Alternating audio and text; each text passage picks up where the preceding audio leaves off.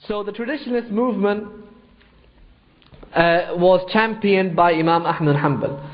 At that time there was a group of people who were in between, who were stuck between the two worlds, the rationalist world and the traditionalist Sunni world. So what they said, you know what, let's reconcile between these two schools. So what they did, they went and studied the principles of the rational school. And then what they did, the way they became acceptable to a degree amongst the traditionalists is by saying, look, we're learning the rationalist school to refute the rationalists. Yeah? We're learning their philosophy, we're learning Greek philosophy to refute philosophy. So, because of the fact that they were very prominent in refuting these people, many of such people are actually celebrated by many of the traditionalist camp. Ahl Sunnah wal Jama'ah, they said, okay, mashallah, this person so and so, you know, he is very well versed in philosophy and he very articulately refutes the rationalists, so he must be a champion of Sunnah.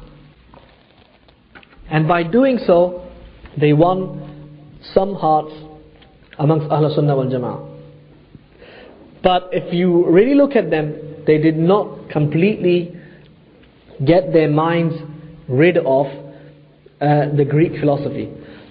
They were still thinking in that mode. Just to give you an example, I think something like that I've mentioned to you before. You see, it's very similar.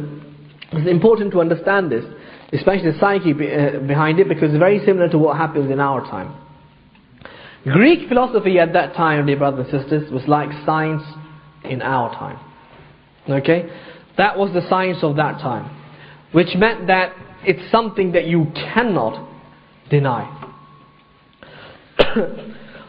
To a lot of people today, evolution is a proven fact. And if you deny evolution, then you just like playing God, and there is no room for playing God when it comes to science. That's how they see it.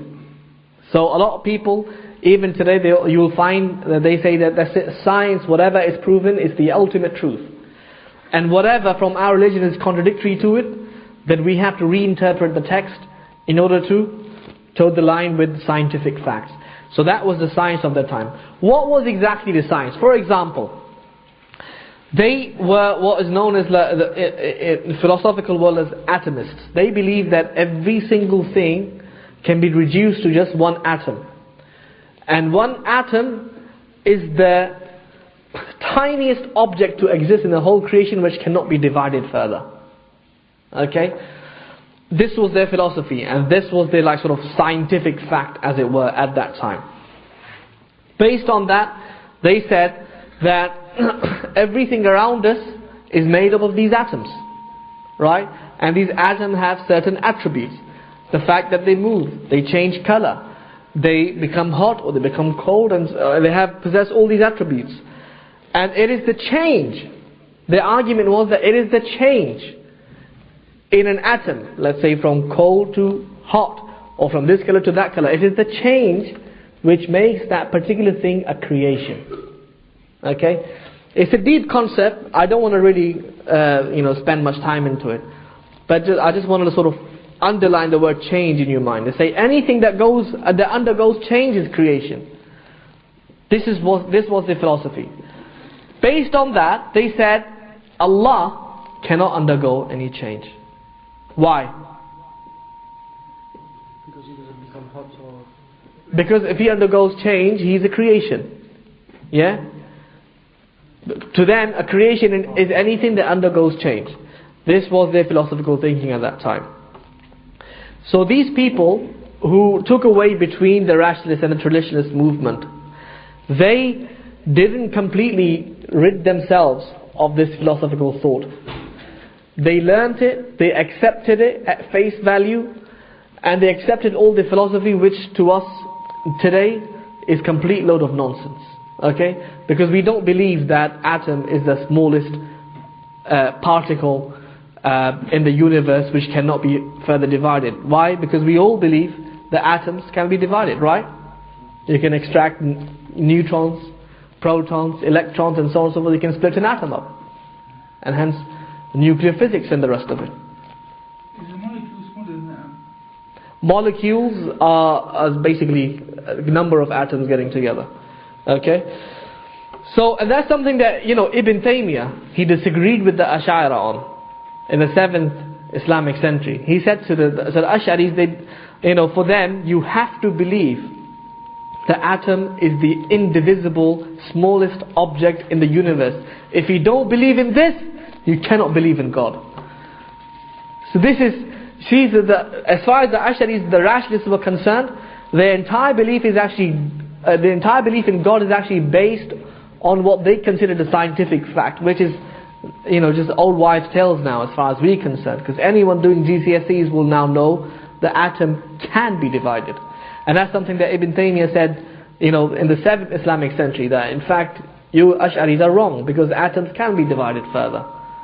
Ad infinitum. There's no end to it. You can divide an atom, you can divide its half, and divide its quarter, and divide continuously.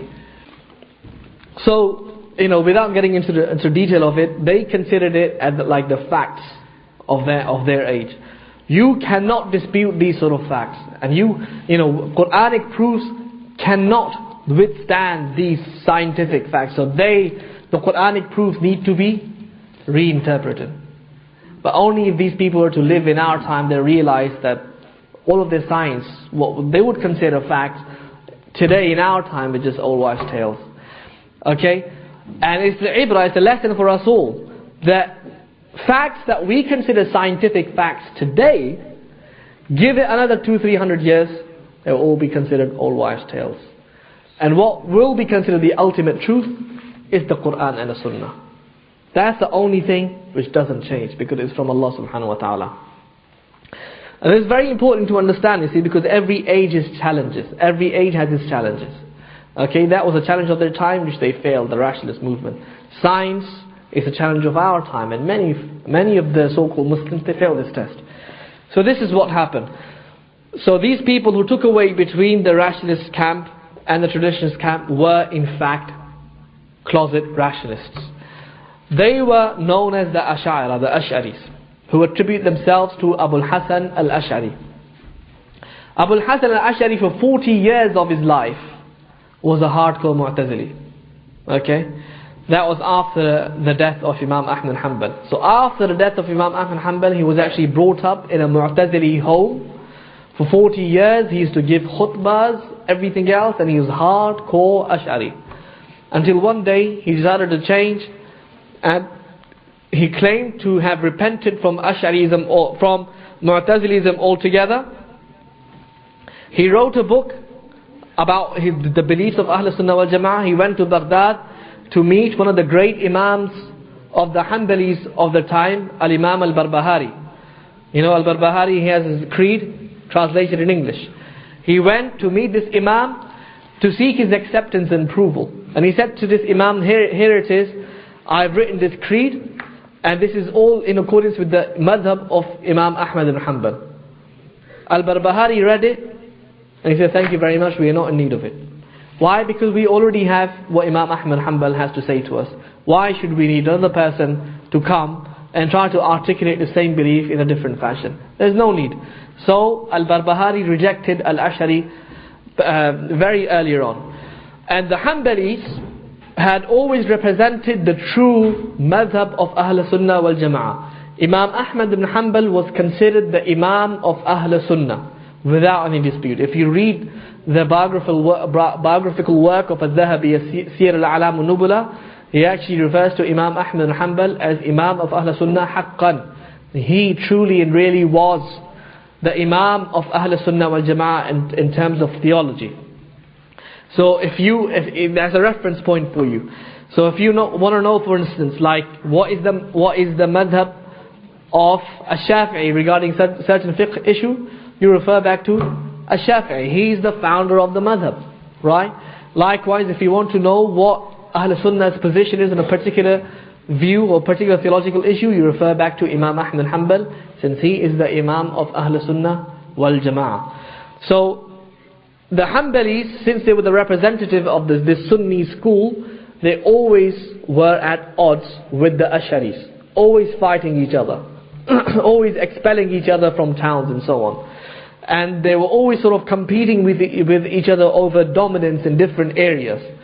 And even though earlier on Shafi'i school was predominantly also Sunni, in terms of the Aqidah, they were obviously following the creed of Al-Shafi'i, which was the same as the creed of Imam Ahmad Hanbal.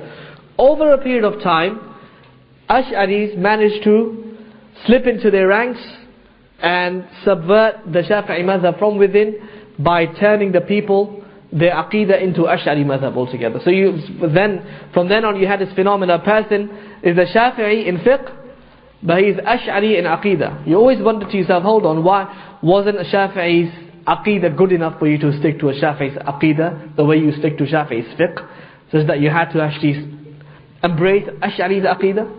Someone who is actually on I'tizal, Mu'tazili Aqidah for 40 years of his life. So obviously over a period of time, Shafi'i school was overtaken by the Ash'ari madhab, and you had many prominent scholars within the Shafi'i madhab who were, if they were not Ash'ari imams of the time, they were still affected by Ash'ariism. And there are many people, like, for example, Fakhruddin al-Razi, one of the prominent Shafi'i scholars. He was a hardcore, leading Ash'ari scholar of his time. There were other scholars who were also Shafi'is, but they were affected by Ash'aris. They were not actually full-fledged Ash'ari themselves. They never claimed to be Ash'aris. They never claimed to be what they considered mutakallimin, or theologians who actually speak in kalam, who speak who actually are well versed in Greek philosophy. Like Imam al-Nawawi, for instance. He was a person of hadith and fiqh. He was not really a mutakallim. He was not an Ash'ari in that sense.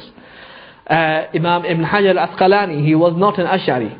He never, in fact, in his Fath al-Bari, often he refutes Ash'aris by name. Okay? Despite of that, the fact that he was coming from a Shafi'i school which is predominantly influenced by the Ash'aris, he nevertheless had opinions that where he agreed with the Ash'aris. So you had throughout the history people who are all over the spectrum. People who are hardcore rationalists, people who are in between, and people who are on the straight path, the path of Ahl Sunnah wal Jama'ah. Today, there are many rationalists around, obviously, especially after 9/11. These people always say to us that you guys, your da'wah just rests on petrol dollars from Saudi Arabia, which isn't the case. SubhanAllah, we're all struggling in this masjid, everybody knows. Okay, this is why we're having fundraising dinner. If our da'wah was based on petrol dollar, we won't be having fundraising dinner. I'll be working myself to ground for that either. But this is what they look at us and they see our da'wah prevailing. They see our, if you look at all the colleges, universities and ISOCs, there it is staring in your face. The da'wah of Ahl Sunnah wal Jama'ah, the da'wah of Imam Ahmad Hanbal, the Aqidah of Ahmad Hanbal is all over the place. And people embrace it wholeheartedly because it makes sense. It makes perfect sense. It clears up any confusion that may exist in a person's mind, that there may be contradiction between reason and text. Ahl Sunnah wal Jama'ah, with clear understanding, our hearts are content with the fact that there is absolutely no contradiction between reason and text. Which is why this da'wah is so appealing to people, which is why it's so widespread. Now after 9/11, the government has special interest in promoting the rationalist school. I'm sure you've heard of the Rand report. If you read the Rand report and many other reports, you will find these people actually mentioning by name individuals they want to support and promote in order to subvert Islam. And lo and behold, they are prominent members of the rational school today. Who can name me one of them?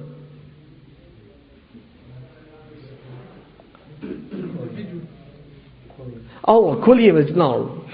The Ash'aris are not as bad. Sufis, yes. That's why you find a mix. These sort of people, they tend to be usually Shafi'i in fiqh, Ash'ari in Aqidah, and Sufi, in the Tasawwuf and so on. Shadhili in the Tasawwuf, Shadhili, Sufi tariqah. Or you get Hanafi in fiqh, Maturidi in Aqidah, and Naqshbandi in Tasawwuf. This is sort of mix you get nowadays. But the people who are actually very prominent and are actually being advocated by the government, promoted by the government, are people like Hamza Yusuf. You must have heard of him, Hamza Yusuf. He is one of the prominent callers to Ash'arism in our time. You must have also heard of Nuh Hamim Kala. Yeah? He's based in Jordan. And he is also Shafi'i, Shazili, Ash'ari. Okay? Although he himself, to be fair to him, I don't think he in particular is mentioned. I don't think he in particular mentioned, because he has very strict views on many of the Shari aspects. But generally, these are sort of people who are being promoted now by the government. These rationalists, why? Because they can easily be utilized to subvert Islam from within, to change Islam from within.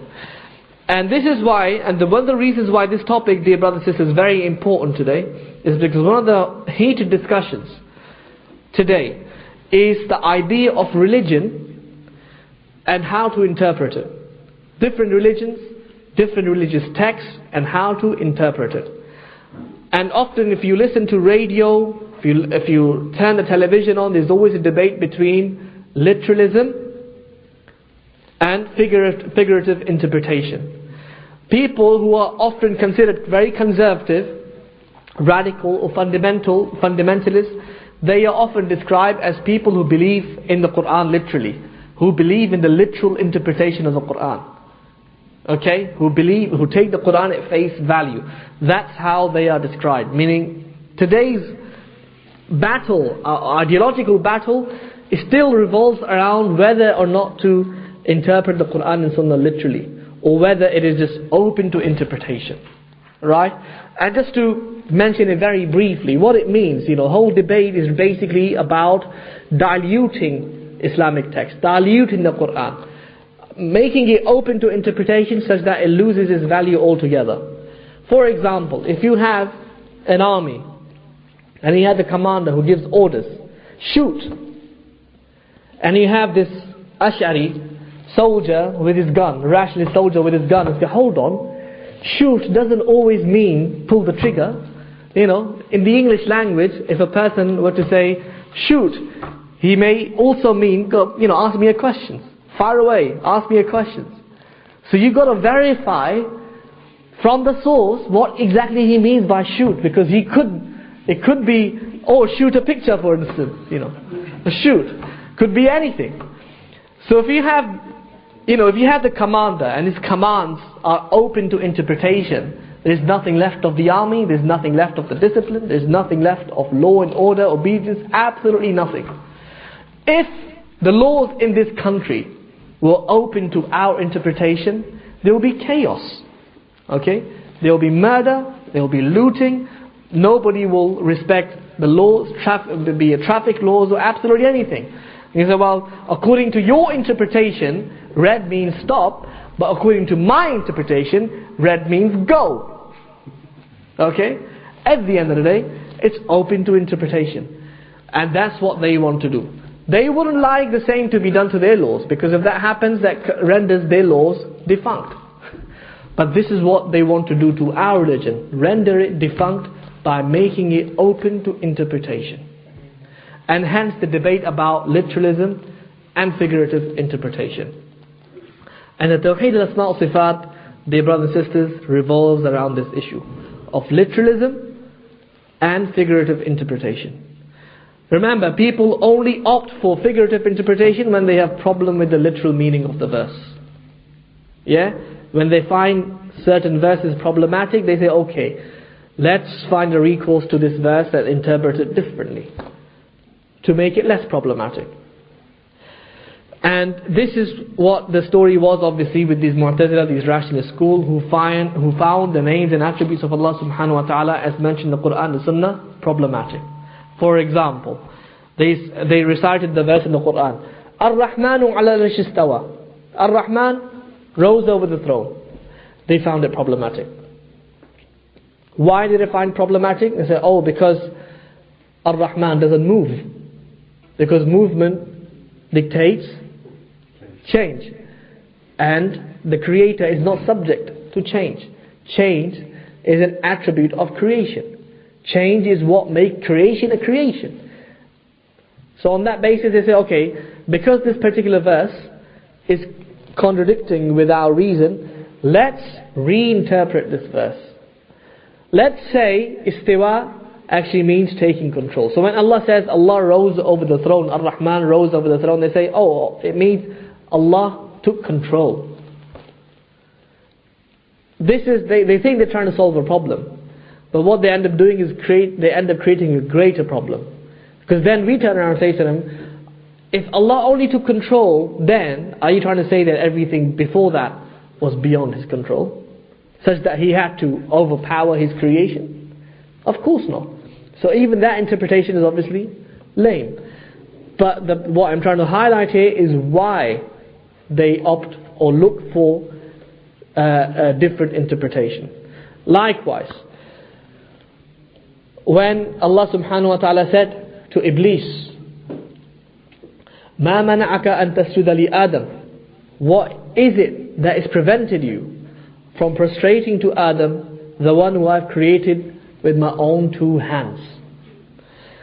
The rationalists, they look at this verse and say, hold on, God cannot have two hands because that is a human attribute. That is a bodily attribute.